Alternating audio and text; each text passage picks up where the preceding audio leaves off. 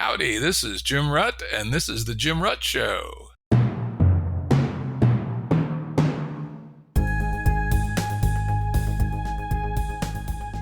Listeners have asked us to provide pointers to some of the resources we talk about on the show. We now have links to books and articles referenced in recent podcasts that are available on our website. We also offer full transcripts. Go to jimruttshow.com. That's jimruttshow.com. Today's guest is Hannah Rosenberg.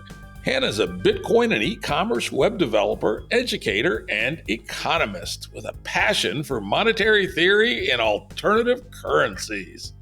She became an early Bitcoin adopter and enthusiast in 2012, going on to found Velas Commerce in 2014. As an educator, Hannah has taught blockchain courses at University of Illinois at Chicago College of Business Administration.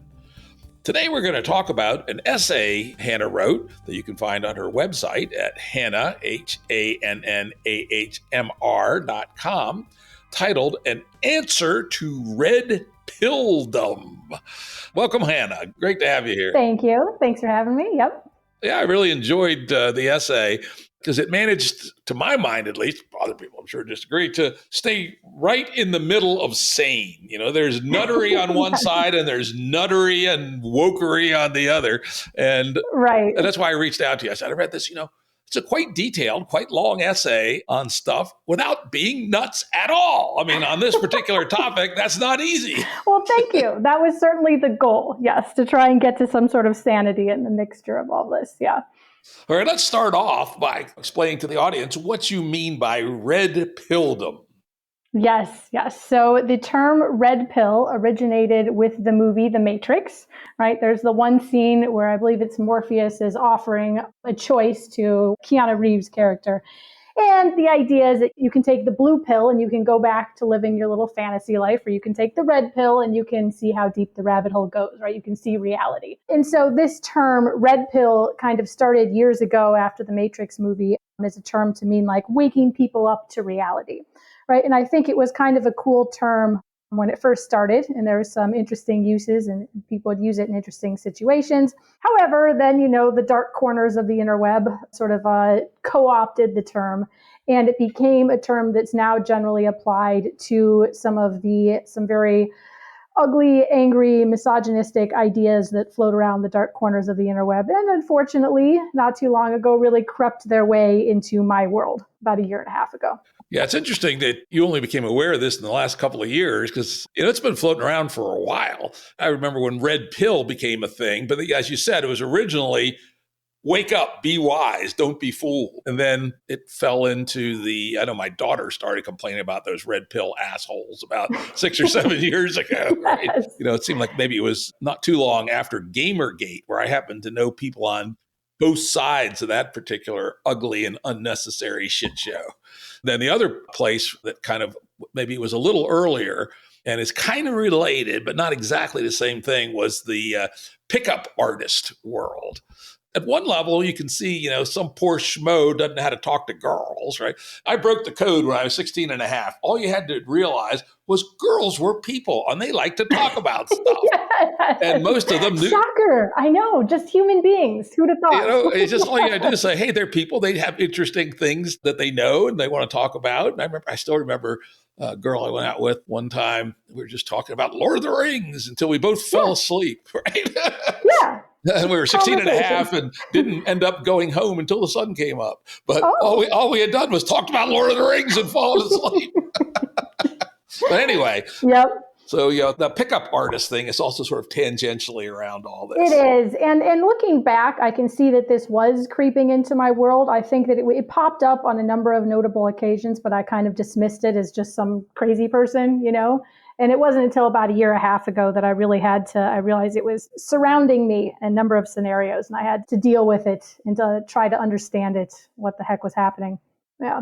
It sounds like you went a little on the nuts side on your research. In your paper early on, you have this long list of links to all kinds of different topics. So it hit me hard because I realized I was surrounded by it, and it was tough for me because I was surrounded by it in some very close friendships, right?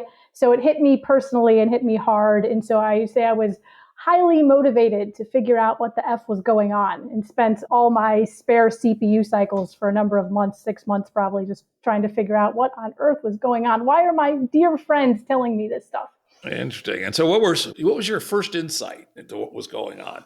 At first, when I started to hear this stuff, especially about a year and a half ago, it was people telling me, oh, women are submissive, right? And at first I was like, okay, this sounds like some old school religious stuff, right? Like maybe this has some origins there, but then no, it didn't come from religious stuff. I thought maybe it was a really poor choice of words, right? Maybe they meant women are kind or women are empathetic, right?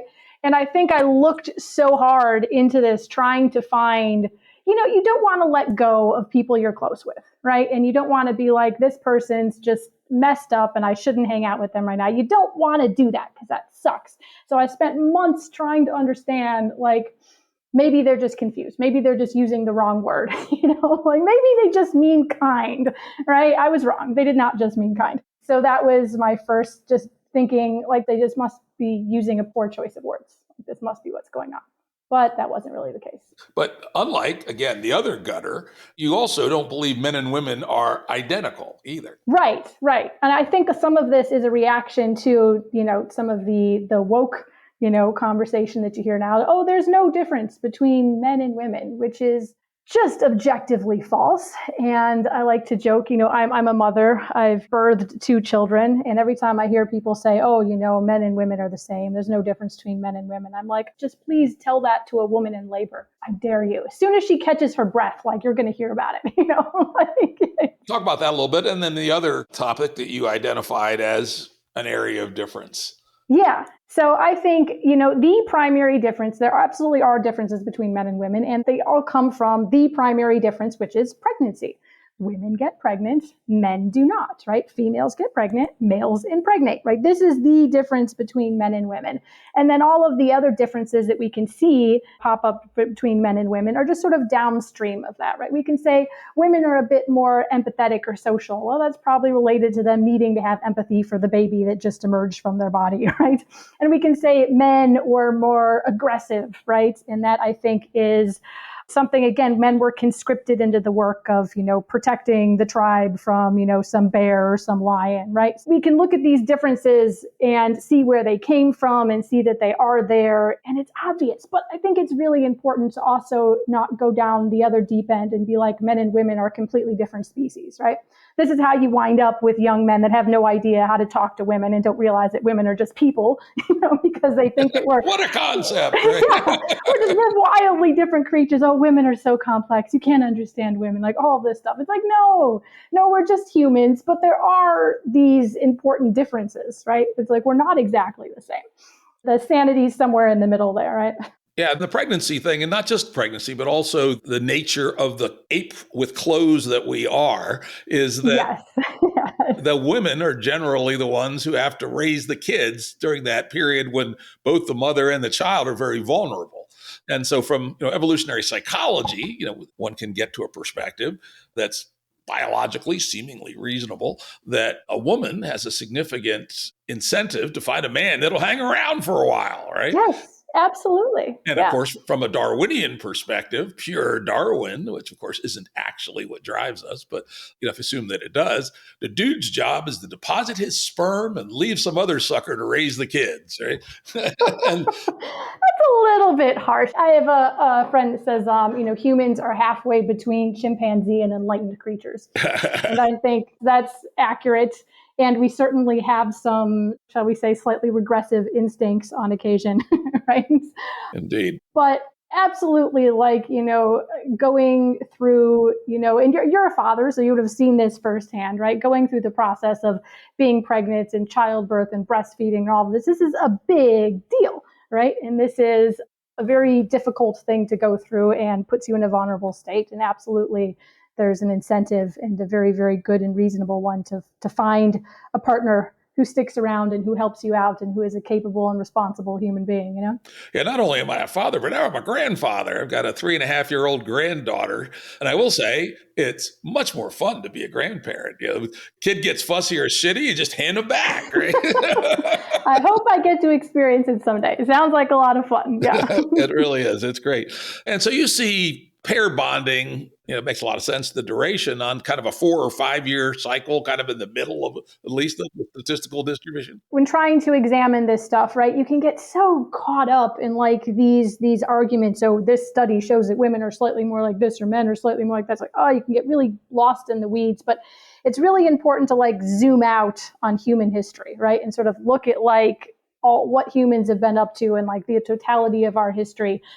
And when you do that, I think there's, a lot of evidence, I would guess, right? I haven't seen any really solid studies on this, but that humans have strong instincts to pair bond in 4, 5, 6 year cycles, like somewhere right around there. Because we absolutely do pair bond, but then a lot of people have a lot of trouble with long-term monogamy. Like we have like these mixed instincts. And so I think that's probably what's going on. Yeah. Yeah, I would point out that humans vary at kind of a bell curve distribution on all kinds of things. And I suspect that this is one of them. My wife and I, for instance, have been together for 47 years. Holy shit, right? A lot more than 4 or 5. And I hate to say it, but relatively conflict free. I mean, well, that's awesome. Yeah. The China didn't get launched occasionally, but you know how that goes, Yes. right? But Yes. I don't think either of us ever thought about saying Splitsville, Yeah, so people can vary. And on the other hand, I got friends that have never had a relationship last for more than 2 years in their life, and they're my age, right? Keep in mind that all these things that might have a central tendency also have a large variance. And I think that people sometimes have conflicting instincts, right? Like we want to pair bond, we want to build a relationship with someone, and also that waiter over there is really hot. It's just like you have this mixed set of instincts that you have to try and balance, right? Being human's a bit tricky. But I think it's really important that we sort of look at, that understand that most of the instincts that we have are just weird, different survival instincts, and we kind of, we don't beat ourselves up for them. We understand them and we manage them. Yeah, you're looking at the cute waitress or the waiter with the cute butt. Of course you're going to if you're a normal person, right? Of course your heart rate's going to raise a little bit. Like, it's okay. You don't have to beat yourself up for that. You should just probably not ask for their number, depending on what your situation is. Probably the wise thing not to do. Yeah. All right, the next topic you got down to, I never knew quite how to pronounce this. I've seen it in writing 1,000 times. I've never heard anyone actually say it in real life, which is kind of interesting. I've never actually heard anybody say it. Hypergamy or hypergamy. Hypergamy. Yeah. Yes. I don't know. I think it might be hypergamy, or I don't. In my head, it's hypergamy, although that might be wrong. But like you said, I see this written a lot. I get essays on Facebook posts of mine, talking all about the hypergamy, right? So it's something I see written quite a lot. And to give you sort of the summary of it, it's this idea that a woman will always leave a man for essentially a richer man, a man with more status and more things, right? Yeah, I explained this to my husband and he just looks at me with this face. He's like, that's so sad. And I'm like, yes, that is such a sad concept that people would think that people just don't like each other, that a woman can't just like someone. But with a lot of this red pill stuff, I think it starts with like a little grain of truth, right? So like we talked about earlier, pregnancy is a massive physical burden, right? And it's a big thing and it puts you in a very vulnerable state. So a woman would be crazy. She would just be insane to go around mating with someone that isn't going to be a responsible partner, right? Someone that can't provide for her while she's providing for their child, right? So I think it absolutely makes sense for women would be a little insane to go around choosing a partner and mating with someone if they weren't someone that was capable of helping them, right? Capable of being some sort of provider during that vulnerable stage at the very least. And so I think that's absolutely true and that absolutely makes sense. And then it gets twisted into where these dudes think they need to be Elon Musk to get a girlfriend, And it's like, try being a decent human being. You could be a mechanic. And, just like the idea that this is the case is just like, it's interesting. I live in Puerto Rico, and Puerto Ricans, one thing I really like about it here is they're very affectionate. And I just walk through the grocery store here and I see a ton of just average Joes just walking around holding hands with their girlfriend and their wife, and that's beautiful. And that's like, if hypergamy were a thing, they would all be at the club trying to, find Bad Bunny when he came into town or something. The Ruttian theory, though, about one line that may be part of this, and that is, for the reasons you laid out, that women have a very legitimate interest in having a effective mate, at least for 4 or 5 years, and that is adulting. Right? Young men, and unfortunately not so young men these days, who don't adult, right? Who are still living in their mother's basement playing video games and watching porn all day before they go and smoke reefer and watch some ESPN, right? Yes. It may well be that these people who are thinking that hypergamy is going on may just be falling below the line of adulting. Yes. Does that make sense? Absolutely, it could be. And then it could be that this, stereotypical non-adulting man that you're describing isn't willing to take on responsibility, and then as such is not willing to find a partner, and then blames that on him not being Elon Musk. When really all he had to do is be an adult, show up. Get a job, you don't have to be rich and famous. Be a mechanic, whatever. It's cool, And keep the same job, right? Don't have 17 W-2s in 1 year. Exactly. Yeah, some stability is good because children require that. Yeah. Now, on the other flip side, and this isn't so much about things, but it's when I think about our status hierarchies in our society, I see two. One's money and the other's looks or sex appeal. And they're not the same thing. Some people who are maybe middling on looks are really high in sex appeal and vice versa, right? Like some of these models, I suppose they say they claim that they're good looking, but my God, they seem kind of cold and kind of bony to me. I wouldn't want to get involved with them. They don't, but somebody else who just got that sizzle, whatever it is, right? And again, happily married, 47 or 43 years. But anyway, non-player for 47 years. Yes. I have no idea what I'm talking about here. But what people tell me, is that in the online dating game, especially the swiping kind, Grindr and Tinder and that sort of stuff, that there may be a looks hypergamy going on, and that these things apparently work quite good for the top 15% of good-looking, quote-unquote, dudes, but not well at all for anybody below that. So this small elite group, as we used to say in the old days before it was politically incorrect, getting more ass than a toilet seat, while the other guys are not getting much traction. Yes. So I think there is a little bit of an element to truth to this one as well. I've been, out of the game myself for about 16 years now, since before Tinder existed or Bumble or any of those. So I have never had a Tinder profile, right? So I've not done this, but I have many friends who do have these, and I have some friends who will tell me about their experience with this. And I think there is some truth to it. And I don't particularly like these dating apps because I think, like a lot of applications that we have today, a lot of social media, right? It plays on these, let's say the lesser of our human instincts, right? It plays on these sort of instant, fast sort of. So I think some of those apps do bring out some of our uglier side, and there's some truth to that, because I have a friend who's, a nice looking dude, and he's got a college degree, and he's like, I would think, for like a 24-year-old chick, like this guy would be like a catch, right? And he would show me like his Tinder and all this stuff that was going on, and it had trouble finding a match. And I'm like, what? Why? Like, he's got nice pictures, he's got a nice profile, right? So I think there is some truth to that, and I think these apps are just not really a very good way to find a partner. And probably I hope someone develops something better, because I think they do tend to skew human interactions, right? So I think there's probably a little bit of an element of truth to that. Yeah, and it might well be that, hey, unless you're one of the 15% genetically endowed, go take a course in creative writing, because it'll be all chicks basically, at the community college, right? And things like that. The old style tricks that we used to use when I was a lad, right? Yeah, meet people in real life where they can see you in your entirety and not just one picture. And yeah, in fact, I think it's still the number 2 way people meet, but it was by far number 1 when I was in the market, and that is friends of friends, right? Let your friends know that you're kind of available, and they'll fix you up. Or at least they should if they're any good, right? If they're decent friends. And also, I think some people do have trouble, but I got to say, I do also know a number of just regular dudes who are not 6 foot tall and do not have six packs and are not, rolling in money, who have found partners on Tinder. I think just there is some truth to that, but I think it's, it's a mixed bag. Like anything else, it's a statistical distribution, so we can't assume that one rule rules them all.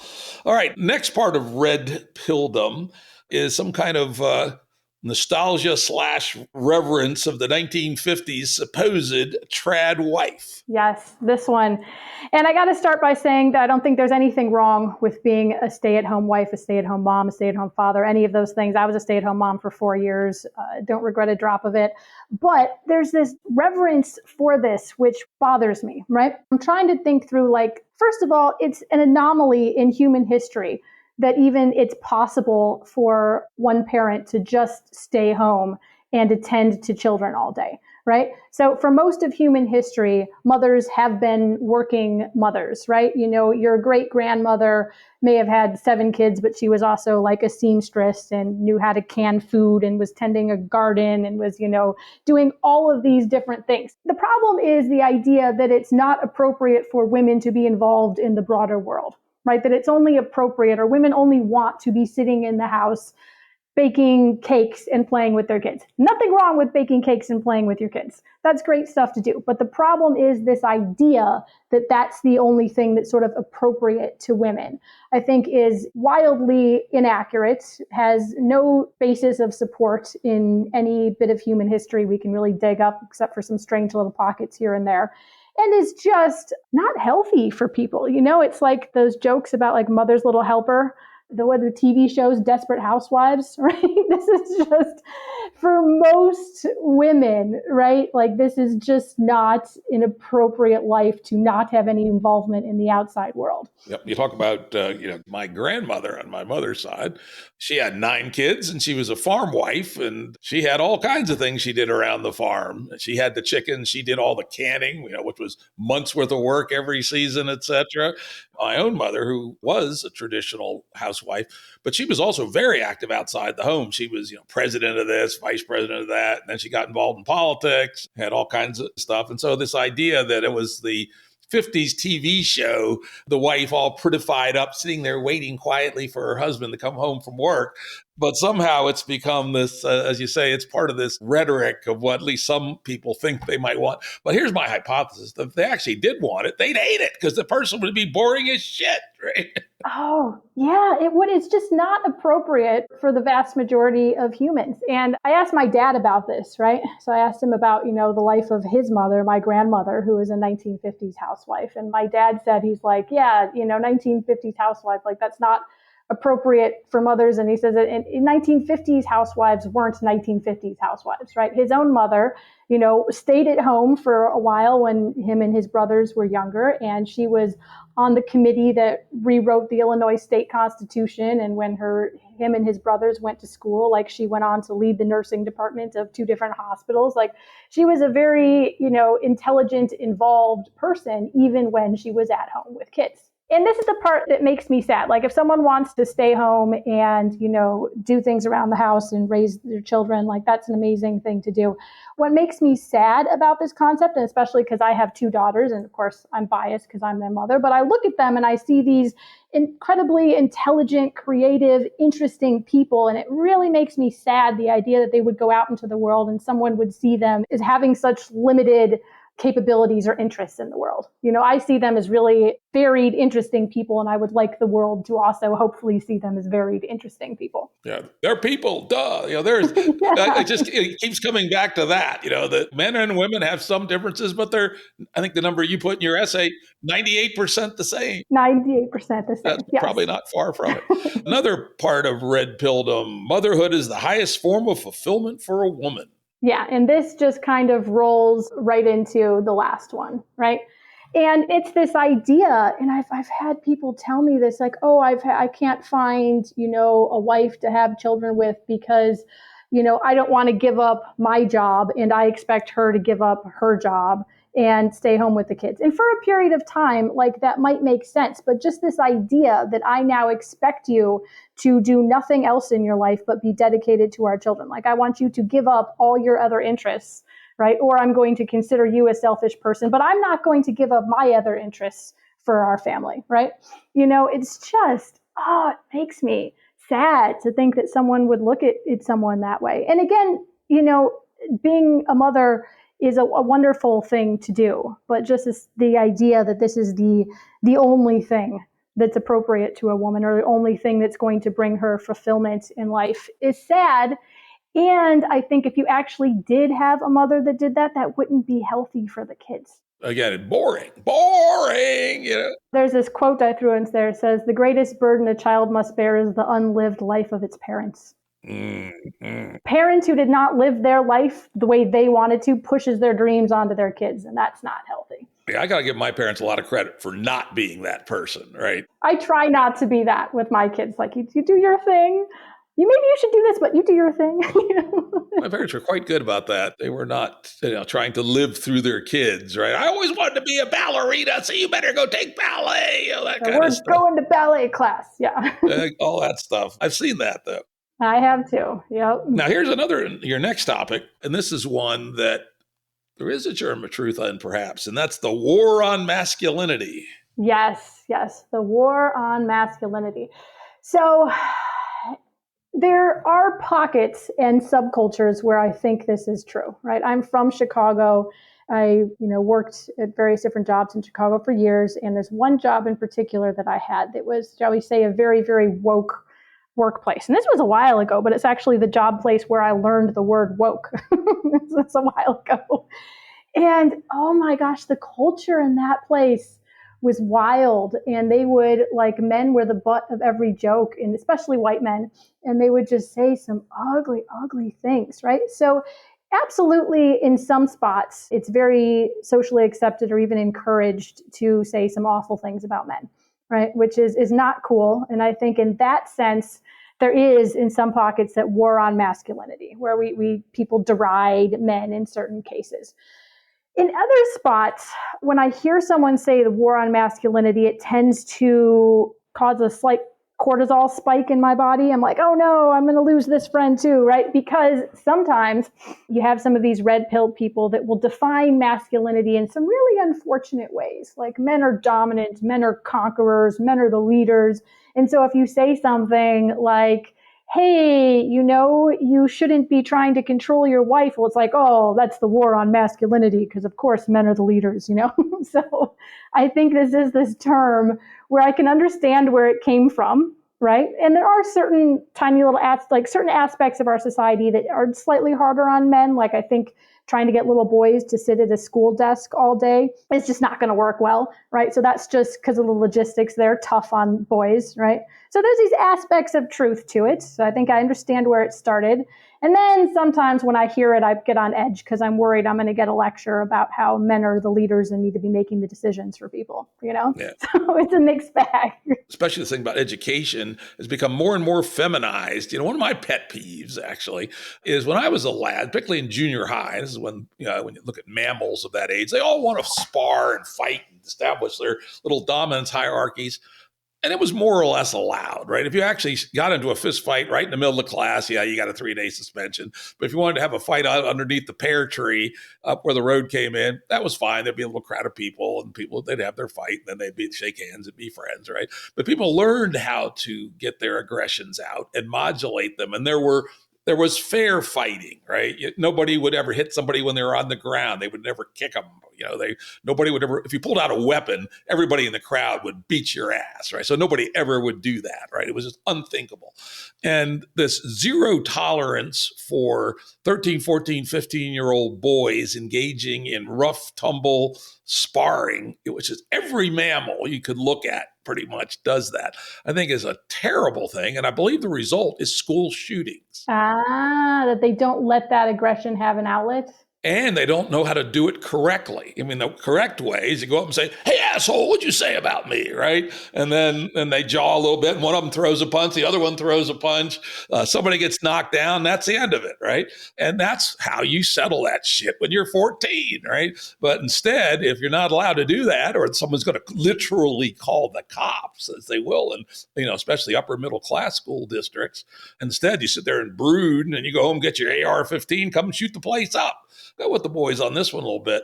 a over-feminization of school to have totally suppressed natural, boyish fighting, especially at the 13, 14, 15-year-old age. So when you say feminization, I'm guessing what you mean is a system that girls are much more likely to adapt to than boys, right? A set of standards that fit girls better than they fit boys. Yeah, non-fighting. Yeah, my high school, my junior high school, we didn't have much fights in high school, I'll say, but in junior high school, the girls fought too. In fact, I knew a girl in my 8th grade science class who carried a pistol in her purse, but it was a pretty rough neighborhood. School, I don't know about that. In Chicago, definitely, maybe to and from school, absolutely. But anyway, the girls would fight some, but the boys fought 10 times as much. So a prohibition on natural male adolescent sparring impacts boys way more than it does girls. Classic disparate impact. Yeah, that could be. I mean, I have no instinct to spar with people, so maybe that's because I'm a lady. See? All right, next topic, the wall. And we're not talking about the Pink Floyd either, right? No, this is the unfun wall. Yeah, Pink Floyd would be better. So the wall, I believe, is a tool of emotional revenge for sad and rejected men, right? So the concept of the wall is this idea that when a woman is, young and pretty and youthful, she's going to get lots of male attention, some truth to that.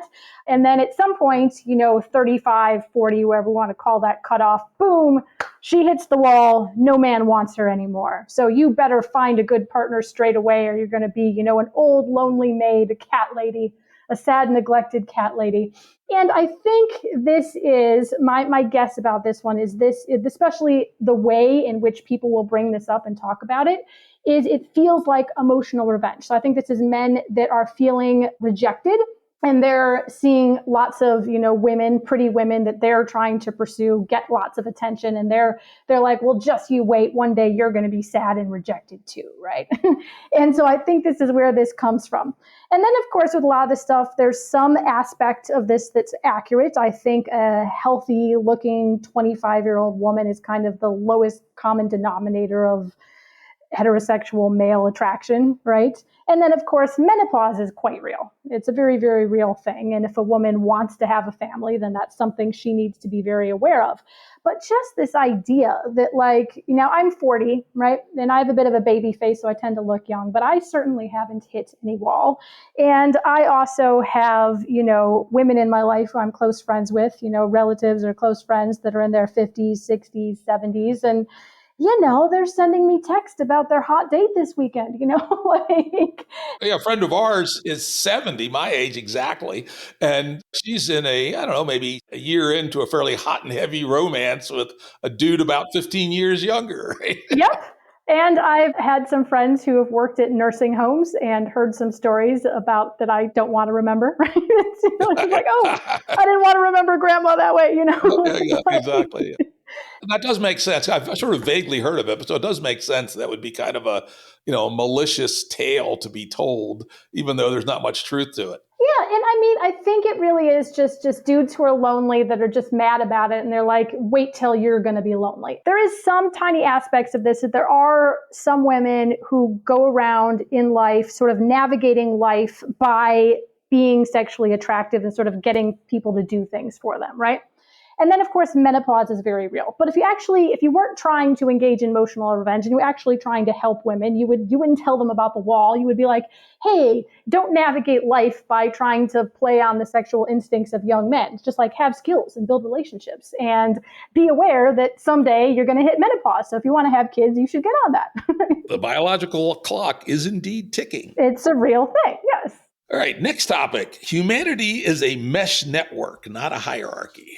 So this one is, there is this idea, the status hierarchy or the dominance hierarchy. And this is where I go back to saying, humans are somewhere between chimpanzees and enlightened creatures, right?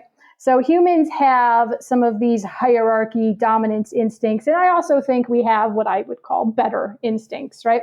And I really don't like the idea of just really leaning into hierarchy and status and domination. I think it's kind of ugly. And as I put it, it's like play animal games and you get animal results, right? if we want to have nice things, if we want humanity to have things, hospitals and art museums and nice stuff like this comes about via cooperation, right? So I think just viewing the world purely as just this hierarchy, who's higher than who, it's sad. I don't think it helps us progress as a species. I don't think it helps us get good things. And what's interesting about it too is that chasing status and hierarchy makes you a slave to the whims of the world around you, right? Like it just deprives you of individuality when you just have to conform to whatever the world around you thinks is the cool thing to do, is the cool status thing of the moment. But also people like to talk about a lot oh, I'm going to be rich, or I'm going to have my own business and then I won't have a boss. I'm going to be at the top of that hierarchy. Anyone who's ever ran a business, especially a small business, knows that when you're a small business, you don't have one boss, you have 12 bosses, right? Because all your clients are your bosses, right? So just this idea that there's this very rigid pyramid sort of hierarchy in the world isn't accurate. It's more of a mesh network, right? I have a business, right? So you could say I'm at the top of that hierarchy, but also then I'm accountable to my clients. So I'm at the bottom of all of their hierarchies, right? When you zoom out again on that, it just looks much more like a mesh network than a pyramid. It's got aspects of both. The idea being sort of in the middle. Another topic that is part of Red Pilldom is women are naturally submissive. Oh yeah, my favorite. So first of all, we should clarify that we are talking about in general in life and not in the bedrooms. These are two different things, and sometimes people mix up these conversations. So for this topic, let's say outside the bedroom. This idea that women are submissive, and we talked about this at the beginning, where at first I thought maybe they meant kind or agreeable or empathetic. But you look at it, the dictionary definition of submissive is ready to conform to the authority or will of others, right? And that's really a sad and destructive thing to expect of someone. Whether you look at that from just a logistical point of view, or, what that enables and causes, or if you look at that from a mental health point of view, the agency and autonomy are core to mental health and personal development and well-being. Or if you look at that from a spiritual point of view, that, the idea that you're not directing your life deprives you of being able to grow and learn, And so I think any way you look at that, that's just a really destructive concept. And unfortunately, I think there are a decent amount of dudes in the world who somehow absorbed the, old school idea, right, from a couple of generations back, that a man isn't a man unless he's in charge of the woman in his life. And so dudes have this idea, and so they have to justify it because they don't want to be a horrible person, which is good. And so they're like, well, women want this. Women want me to tell them what to do. But then we can get even a bit more complicated there, where sometimes people will tell me, oh, no, women tell me this, right? Women tell me, oh, I'm submissive, or I want a dominant man. And I think what complicates this is that sometimes these words get used to negotiate responsibility in a relationship. So let's go back to what you were talking about earlier about the man who isn't adulting, right? So imagine a woman who's running into all of these men that won't take on responsibility, that aren't adulting. So for her to say, I'm submissive, I want a dominant man, what she's saying is, I want a man who can adult. I want a man who can take on responsibility. I don't want to do it all. That's a shitty deal, right? I want a responsible, capable partner. And so sometimes I think these words get used either for a woman to signal that she's not the radical man-hating feminist on TikTok, right? Or a way to negotiate responsibility in a relationship. Sometimes I think that's what's happening. Other times I think it's just this really ugly idea that a man's not a man unless he can control a woman. Yeah, I think it could be both, but it is unfortunately, as you say, sometimes it's that second one. Mm-hmm. And in the first case, if what a woman really says, I want a responsible peer partner, maybe submissive isn't the best word for that. No, it's not. It's a very unfortunate use of terms, but I do think that's what's happening sometimes when it's used. Yeah. Yeah. My father, if you'd woke him up at 3:00 in the morning and said, are you the head of the household? He'd probably say yes. But I never saw my parents ever make a decision of any consequence whatsoever except jointly. Right. And it just seems to me, as you point out, it would be tiring to have one party have to make all the decisions by themselves. And further, they're going to make worse decisions probably. They would absolutely make worse decisions. And a woman doesn't want to do it all because then she's stuck making all the decisions. And if you do the reverse, then she's freeloading and he's stuck making all the decisions, right? It's not fair in any aspect. Yeah. All right. Closely related, men are leaders and presumably women are not. Exactly. Men are leaders. This is a fun one. So sometimes I think this is a continuation of that one above, where it is the uglier version of women are submissive, right? Where it's someone that thinks that they have to be in control of a woman to be a man, but they want to put it in nice, noble sounding ways. So they just say, I'm the leader, right? I'm providing a service, right? But all this comes back down to is decision making. Like you said, well, your father might have said something like that, but the decision making, there was a lot of balance in the decision making. So when you say someone is the leader, what I worry about is there a balance in decision making, right? Or are both partners getting, appropriate, like a balanced share of decision making? But then you have some people that just take this in another direction where they say men have just certain characteristics which make them better leaders. For instance, they're risk takers and they make these sharp, fast decisions. And to that, I say, yeah, I would agree. In some aspects of life, not in all, but in some situations, men can have more of a risk tolerance, especially with certain physical things, right? Men have more of a risk tolerance. And so they're more willing to take risks. And sometimes men are very good at being very decisive. But what sort of situation are we talking about, right? If there's an emergency, maybe you want you want the police officer, or you want, someone who's, in the military to have that sort of fast stuff, or maybe a first responder, like maybe you want them to be risk takers and you have fast decision making. But then there are other situations where you don't want that at all. We're making impulsive decisions is absolutely disastrous and people will get killed. And so it's absolutely not that simple. And I think if you made a list of things that were generally good qualities of leaders, you would find that, half of them are stereotypical male things and half of them are stereotypical female things. I think it's also extremely important to understand individual differences. There's a bell curve, and this is where people go into the gutter on both sides. Again, for instance, one of the last legal barriers to women in work in the United States fell a few years ago, where women were allowed to become Marine Corps infantry officers. And guess what? Not too many women want to be Marine Corps infantry officers. Some of them do. But a few do, yes. And they're good at it, right? Yes. Yeah. And they got through this amazingly grueling course and they're doing fine, right? But there's two classes of errors. One to say, oh, yes, in the year 2525, half of Marine Corps infantry officers will be women. I would bet long odds against that. I would too. Yep. But two, no woman should ever be a Marine Corps infantry officer, right? In the same way, no man should ever be a preschool teacher, right? And realize that, most guys aren't going to be interested in being a preschool teacher, but some are. But some are. Statistical bell curve. So why can't we just realize that we are, as a species, on most things, we have a distribution across a relatively wide range. And if you line up, depending on each issue, the overlap's bigger or smaller. If you take these two bell curves, one for men, one for women, and put them both on the same chart, there'll be a huge overlap, right? Yeah, massive. And it also depends on the application. Marine Corps infantry officer, mostly men, but not all. Preschool teacher, mostly women, but not all. In the business world, it's kind of interesting. I've gotten maybe a little different perspective on this over the years.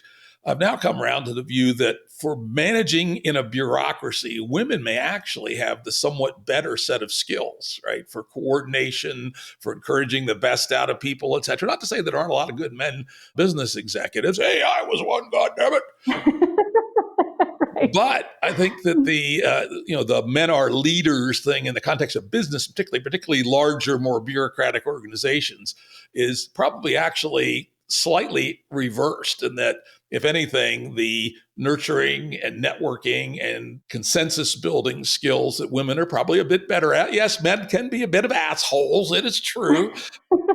in that kind of larger bureaucracy, the women may have a little edge today. But again, there's lots of individual difference. I think we could say that you're more likely to find a woman that has that particular skill set. Yeah, but again, keep in mind individual differences, people, and just like the whole goddamn failure of wokery is, of both magatry and wokery. God damn it, get rid of both those two things, right? Is that you can somehow evaluate people based on what category they're in, rather than say, let's take a look at the person and let's see what they are about. Collectivism, it's constant collectivism. Yep. It's so odd that the two of them make the same error somehow, right? Magatry and wokery are kind of weird mirror images of each other. And I have a wide variety of friends on social media, and I have some friends that are like the extreme wokist, radical feminists, and I have some friends, mostly I've gotten most of these extreme people out of my life, but I had some friends that are the red pillars, and to watch them go off on these rants and get so angry, and you're just like, you'll see one of them with their woke rant and then scroll past, see another one with their red pill rant, like, do they not realize they're the same? Now, it's funny. I just signed off of Facebook yesterday, and that was for a while. I do 6 months social media sabbatical every year. I just find that being on it all the time, just, same shit, different day. But anyway, I've only been back about a month and a half. And yesterday I signed off for a month. And I said, I am sick and tired of people who I know in real life are smart and nuanced people. Mm-hmm. And I do know people. I'm unusual in having lots of friends on both sides of this. I said, you're all so locked up in your tribal alliances, you can't even think straight. So I'm going to take a break and decide how I want to deal with you guys when I come back in a month. And I think that when I come back in a month, I may just decide not to engage in any discussions about Team Red and Team Blue issues. And it's an election year. Good luck. But we'll talk about complexity science, cognitive science, the nature of consciousness, and metaphysics, maybe. Ooh. Cool stuff. Anyway, so we've talked about a lot of things that are kind of curious and sometimes bad. Why do you think these ideas have become popular? Why there are vibrant communities of Red Pilldom? There's a lot of different reasons, right? One of them, I think, is that as, large chunks of humanity move out of survival mode, right? And so we have more free time. We can have more expression. We're not just surviving, right? Gender roles were in large part survival roles, right? Like I'm sure there were plenty of young men that did not want to go kill that lion. They got pushed into it because the 8-month pregnant lady isn't going to do it. Gender roles are survival roles. And then once you get past survival, if you're not being conscripted into a role out of necessity, then you kind of have to find a different source of value, right? So if you're not viscerally needed by your tribe, you can feel kind of lost, right? So you have to individuate a little bit and find your own source of value when there's not that survival pressure, right? And that sometimes people get frustrated with that or feel a lack of value, in their lives because of that. And that can sort of lead them into this stuff. I think, like we talked about earlier, a lot of this comes back to responsibility. Right? Women have built-in responsibility because women get pregnant, right? And so I think a lot of this stuff comes about because of men's relationship with responsibility, either an unwillingness to take it on or perhaps finding people in their lives that won't let them take it on because maybe women are telling them, I don't need no man. And so they're feeling like they can't take on responsibility. But I think that frustration or failed attempts to either take on responsibility, a lot of this stuff is related to that. Modern dating is messed up with some of the apps, like social media skews people, right? I think some of the dating apps skew people too. And then a lot of it's just a reaction to wokeism, And one of my favorite quotes is that I put in there too, is that history has always been a series of pendulum swings, but the individual doesn't have to get caught in that. And I love that because I think that's what we're watching, this pendulum swing, right? So we had, in this country generations back, like quite a lot of racism and patriarchy and all of this stuff. And we swung away from that, which is excellent. But then we're swinging wildly into the wokeism, which is crazy, insanity. And then some people are swinging back the other way really hard, So we're just like swinging too far constantly. I think that's a big part of what's going on. Yeah, I got to say, there's certainly some of the guys I know, it's a reaction to, having their finger wagged at them, saying toxic masculinity and all this sort of stuff for just very regular, normal, nice dudes, right? And this kind of critical theory horseshit that is poisoning, some percentage of our people produces a predictable reaction, which isn't so good either. When you go around insulting people for years on end based on, this collectivist thing, this immutable characteristic of gender or sex or gender, if you go around giving them shit about it for years and years, you might find that, they get a little bitter about it and go the other way. Exactly. So again, I think you've hit right on it. It's the idea that you are the bucket that you exist in rather than that you are you. And if we're going to, help our country and our humanity come back from this, I like to use the expression liberal universal humanism. The idea all men, and put the WO in front of that as well, are created equal and have the right to life, liberty, and the pursuit of happiness as a person, right? And because we're on these statistical distributions, what's right for one person is not right for the other, right? Yeah. Realization there's some percentage of people that are homosexual by orientation, right? That's going to be how they're going to be happy. Why would you not want them to be happy, right? Or let them pursue their happiness. Yeah. Just let people be people. Just stop trying to shove people in the boxes. Yeah, try to put them in the box and say, all men are this, all women are submissive, all men are assholes, right? Yeah. Come on, people. Let's not do that. Anyway, I want to thank you, Hannah Rosenberg. Very interesting discussion. The name of the essay, again, is An Answer to Red Pilldom that people can find at HANNAHMR.com. And as always, the link to the essay will be on the episode page at JimRuttShow.com. Thank you very much. Thank you. That was a great conversation. Audio production and editing by Andrew Blevins Productions. Music by Tom Muller at modernspacemusic.com.